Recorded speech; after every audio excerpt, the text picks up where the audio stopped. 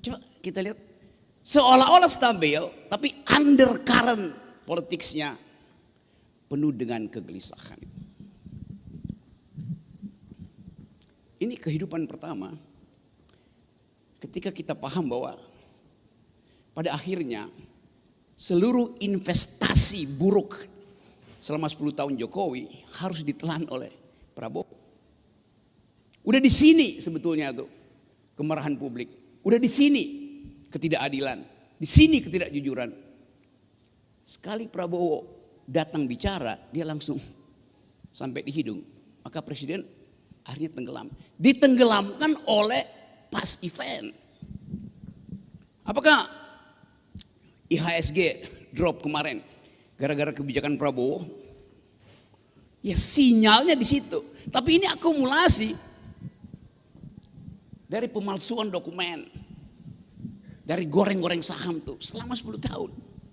Apakah hutan yang di Sumatera itu hancur gara-gara 1 tahun Prabowo? Ya. Tetapi dia akumulasi dari 10 tahun dibiarkan oleh Presiden Jokowi. Artinya selama 10 tahun tidak ada etos republikanisme.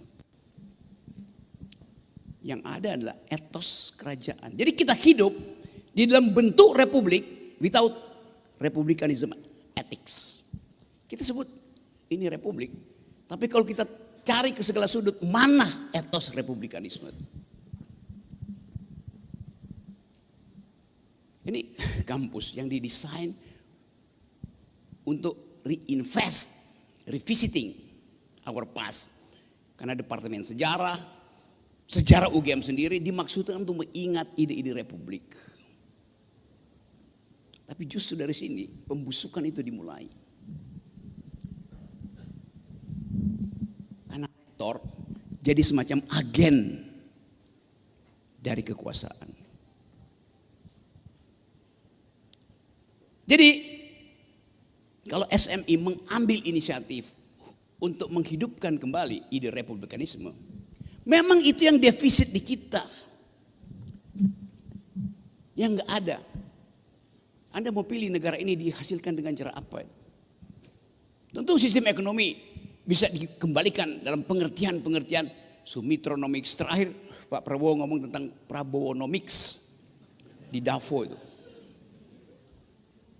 Ya boleh aja. Untuk disandingkan dengan Reaganomics, Thatcherism di tahun 80-an. Tapi kalau kita tanya, epistemological foundation dari Prabowonomics apa? Metodologi dari Prabowonomics apa? Reaganomics pasti ada asal usul, ada asbabun usul dari Reaganomics, yaitu libertarianisme, neokonservatisme, yang diasuh dengan kuat secara akademis di kampus-kampus kanan di Amerika, terutama the Chicago School of Thought.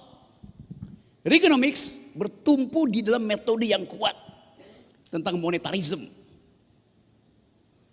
yang menghasilkan neokonservatif dalam politik dan neoliberal dalam ekonomi. Ada mazhabnya. Thatcherism juga begitu. Margaret Thatcher dengan sempurna mengatakan, saya ingin ekonomi tidak diganggu oleh buruh, karena itu saya anti gerakan buruh. Jujur dia ucapkan, sehingga kita tahu arah dari ekonomi Thatcher, ekonomi Reagan, bahkan Habibinomics ada metodenya tuh untuk memperlihatkan bahwa ekonomi harus mengasuh teknologi. Jadi semua hal yang bisa diberikan fondasi oleh ilmu pengetahuan bebas untuk diperdebatkan dan dipertengkarkan. Sekarang orang mau bertengkar tentang Prabowonomics, di mana pintu masuknya? Sesuatu yang secara elementer tidak bisa dihasilkan oleh dunia kampus. Apakah UGM pernah bicara tentang Prabowonomics? Jadi Pak Presiden self-note mengucapkan sendiri. Reagan tidak mengucapkan Reaganomics. Dia dihasilkan oleh diskurs panjang untuk menyebut ini a kind of economics, namanya Reaganomics. Thatcher juga begitu. Jadi kita mulai melihat bahwa keinginan presiden untuk memperlihatkan postur dia di dunia internasional tidak di backup oleh tradisi akademik. Padahal beliau di belakang rumahnya Kertanegara itu, juga di Hambalang, itu buku semua tuh. Tapi buku hanya disebut buku kalau ada kelompok yang mendiskusikan isi buku itu. Apakah orang-orang di sekitar Pak Prabowo mendiskusikan ide republikanisme? Sampai kiamat kita nggak bisa temukan satu pun keterangan bahwa Presiden Prabowo dilindungi oleh the very ideas of republikanism. Padahal ini republik. Apa akibatnya?